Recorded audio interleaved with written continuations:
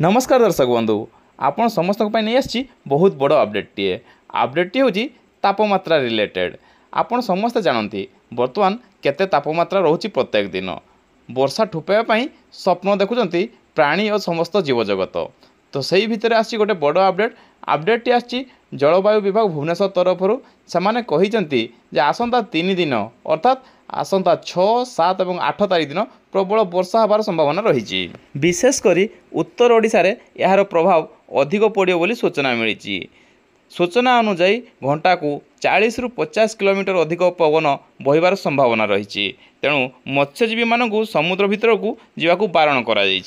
आज दिन में 25टी सहर तापमात्रा 40 डिग्री उपरे रही बेले आसंता काली ठारू 3 ରୁ 5 डिग्री सेल्सियस कम रहिबार संभावना अच्छी।